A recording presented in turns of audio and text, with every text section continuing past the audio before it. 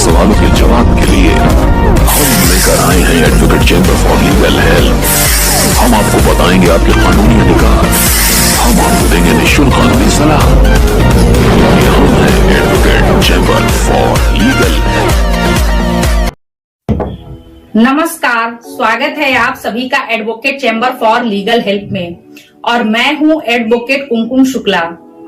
आज हम बात करने वाले हैं केस वापसी पर, क्योंकि कई बार गुस्से में या परिस्थितिवश लोग कोर्ट कचहरी के मामलों में फंस जाते हैं।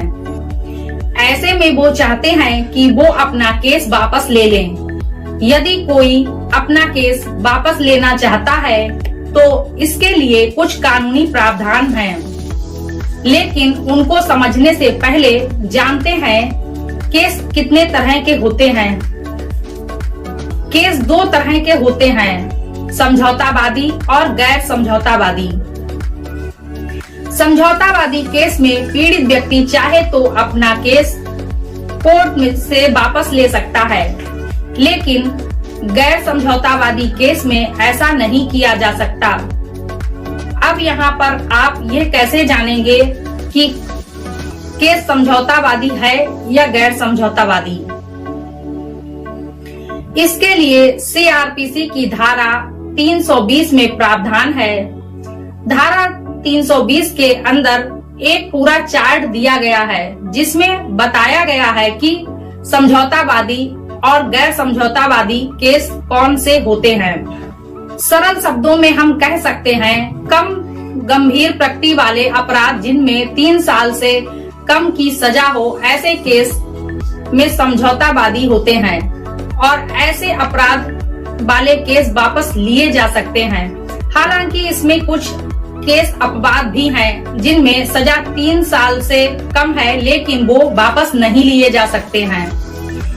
आमतौर पर छोटे मोटे झगड़े और मारपीट आदि में केस करने वाला व्यक्ति अपना केस वापस ले सकता है, जैसे जबरदस्ती रास्ता रोकने के केस, मामूली मारपीट के केस, धमकी देने के केस, मानहानि, चोरी, धोखाधड़ी, अमानत में खयानत, लापरवाही से वाहन चलाना। इस तरह के मामलों में लोग आपस में बैठकर समझौता कर सकते हैं और केस करने वाला व्यक्ति अपना केस वापस ले सकता है।